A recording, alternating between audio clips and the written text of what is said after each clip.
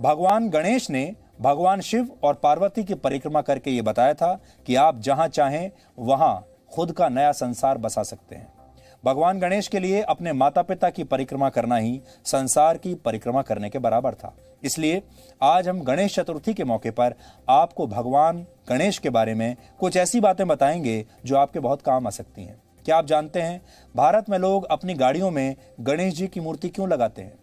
भारत में घरों के प्रवेश द्वार पर गणेश जी विराजमान क्यों रहते हैं? और हम शुभ काम से पहले श्री श्री गणेशाय नमः क्यों लिखते हैं?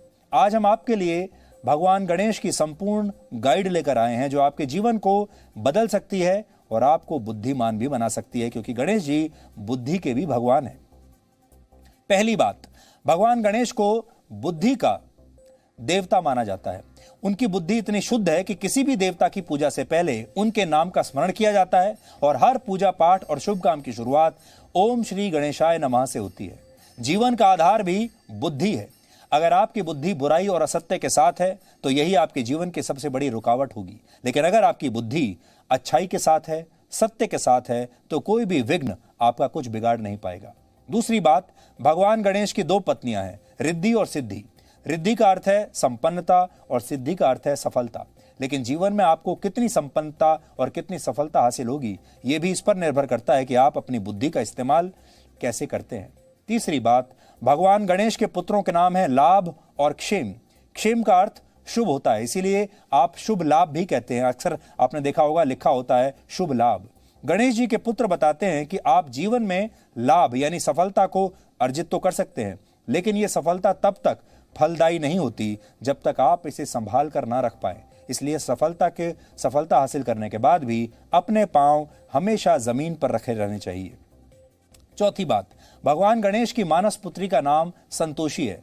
जब आप अपनी बुद्धि और विवेक से ही सही मार्ग पर चलते हुए सफलता और संपन्नता हासिल करते हैं और बिना अहंकारी हुए उसे सहेज कर रख पाते हैं तो आपके जीवन में संतोष आता है। और भगवान गणेश की मानस पुत्री संतोषी इसी का प्रतीक है, इसलिए सफलता के साथ संतोष भी जरूरी है।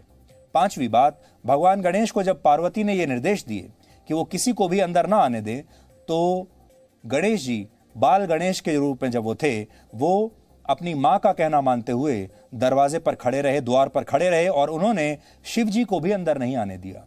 क्रोध में आकर शिव जी ने बाल गणेश का सिर काट दिया, यानी भगवान गणेश अपने कर्तव्य के लिए अपना शीश कटवाने को भी तैयार थे। उनसे आप सीख सकते हैं कि कर्म और कर्तव्य से ऊपर कुछ नहीं होता, जीवन भी नहीं। जब शिवजी ने गणेश जी का सिर काटने के बाद उनके सिर के ऊपर हाथी का सिर लगाया, तब पार्वती ने कहा कि लोग इस रूप में गणेश जी की पूजा कैसे करेंगे। इसके बाद शिवजी ने यह वरदान दिया कि सभी देवी देवताओं में सबसे पहले गणेश जी की ही पूजा होगी। इसके अलावा गणेश जी जल के भी देवता हैं और पृथ्वी पर जब कहीं कुछ और नहीं था तब चारों तरफ सिर्फ जल ही हुआ करता था।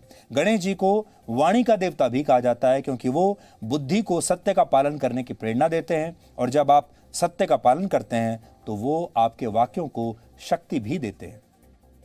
आपने कभी सोचा है कुछ भी लिखने से पहले श्री गणेशाय नमः क्यों लिखा जाता है? असल में व्याकरण में अक्षरों को गण कहते हैं। गणेश जी अक्षरों के देवता हैं, इसलिए उन्हें गणेश कहा गया। इसीलिए शास्त्रों में कहा गया है कि चाहे आप कविता लिखें या बही खाता बनाएं या लिखने से जुड़ा कोई काम शुरू करें, उससे पहले श्री गणेशाय नमः जरूर लिखें। गणेश जी को सभी कलाओं में निपुण माना गया है, कलाओं के देवता माना गया है। आपको उनकी कुछ मूर्तियां ऐसी भी दिखेंगी जिसमें वो आपको वाद्य यंत्र बजाते या नृत्य करते हुए दिखेंगे। इसलिए कला के क्षेत्र में भी सबसे पहले गणेश जी का स्मरण होता है। गणेश जी को कवियों की बुद्धि का स्वामी माना जाता है, क्योंकि वो विचार को जन्म देते हैं और फिर उसे कलात्मक तरीके से व्यक्त करने का सामर्थ्य भी आपको देते हैं। गणेश जी को मंगल मूर्ति इसलिए कहते हैं क्योंकि वो विघ्न हरते हैं, समृद्धि लाते हैं और उन्हें मुहूर्त का भी देवता माना जाता है। शास्त्रों के मुताबिक कोई भी शुभ कार्य मुहूर्त देखकर होता है और यह मुहूर्त नक्षत्रों की चाल देखकर तय होता है और गणेश जी को सभी नक्षत्रों का देवता कहते हैं। इसलिए किसी भी शुभ कार्य का आरंभ गणेश जी की पूजा के साथ ही होता है। गणेश जी को सिद्धिदाता इसलिए कहते हैं क्योंकि गणेश जी श्रद्धा और विश्वास के प्रतीक हैं। उन्हें शिव जी और पार्वती ने जन्म दिया।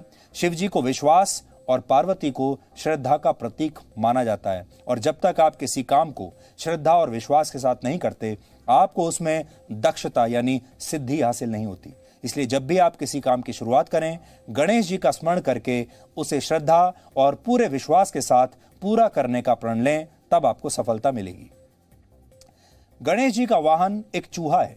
चूहे का काम है अच्छी चीजों को कुतरना। कुतर्क शब्द कुतरने से ही बना है। अच्छी बातों और सत्य को कई लोग अपने कुतर्क से विकृत कर देते हैं, इसलिए ऐसा करने वालों पर नियंत्रण जरूरी है। गणेश जी के विशाल और चूहे के छोटे शरीर का संकेत यह है कि सुबुद्धि विशाल हो तो कुबुद्धि पर नियंत्रण किया जा सकता है। गणेश जी की मूर्ति को वाहनों में इसलिए लगाते हैं क्योंकि वो सभी दिशाओं के देवता माने गए हैं, इसलिए वो वाहन चलाते हुए सभी दिशाओं में आपकी रक्षा करते हैं और इसके अलावा वो रास्ते में आने वाले तमाम विघ्नों यानी परेशानियों से यानी सड़क दुर्घटनाओं से भी आपको बचाते हैं। आपके मन में यह सवाल भी होगा कि घरों और दफ्तरों के प्रवेश द्वार पर गणेश जी की मूर्ति क्यों लगाई जाती है। ऐसा इसलिए क्योंकि गणेश जी देवताओं में श्रेष्ठ हैं।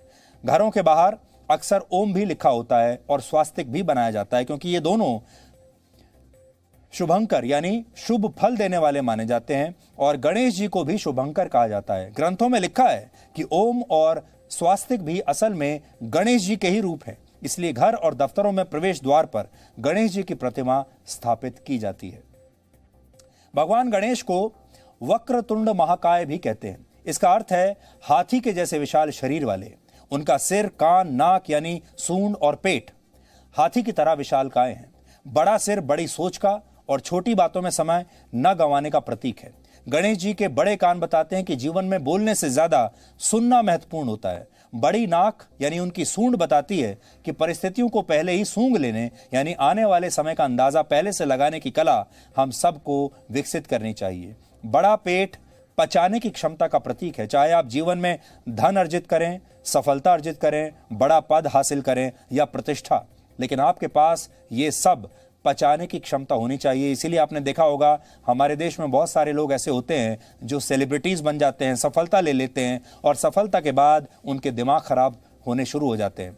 गणेश जी की पत्नियों का नाम रिद्धि और सिद्धि है, लेकिन अक्सर भगवान गणेश की पूजा देवी लक्ष्मी के साथ होती है। कभी आपने सोचा है कि देवी लक्ष्मी और भगवान गणेश को एक साथ क्यों रखा जाता है, जबकि लक्ष्मी जी भगवान विष्णु की पत्नी है। लेकिन लक्ष्मी गणेश की पूजा एक साथ इसलिए होती है क्योंकि गणेश जी को बुद्धि का देवता माना जाता है, जबकि देवी लक्ष्मी को धन और संपदा की देवी माना जाता है। इसलिए बुद्धि के साथ धन और संपदा को अर्जित करने के लिए दोनों की पूजा एक साथ की जाती है। भगवान गणेश सिर्फ भारत के लोगों के ही आराध्य नहीं है, बल्कि उनके फुटप्रिंट्स पूरी दुनिया में आपको दिखेंगे। गणेश जी को समर्पित प्राचीन मंदिर दुनिया के किन किन देशों में मौजूद हैं, आप इस नक्शे पर देखिए। गणेश जी की पूजा दुनिया के सबसे बड़े मुस्लिम आबादी वाले देश इंडोनेशिया में भी होती है। इंडोनेशिया की करेंसी पर गणेश जी की तस्वीर अंकित है।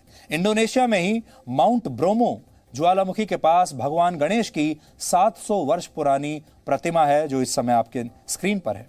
जापान में गणपति के 250 मंदिर है। जापान में गणेश जी को कंजी टेन के नाम से जाना जाता है। जापानियों के लिए वो सौभाग्य और खुशियों को लाने वाले देवता है। कई वर्ष पहले अफगानिस्तान के पख्तियां प्रांत में गणेश जी की 5वीं शताब्दी की एक प्रतिमा मिली थी और इसी तरह से चीन, पाकिस्तान और वियतनाम जैसे देशों में भी गणेश जी की सैकड़ों हजारों वर्ष पुरानी प्रतिमाएं मिली हैं, जो आप अपनी स्क्रीन पर अभी देख रहे हैं। Presenting B News app, available on Google Play and App Store. Download it now.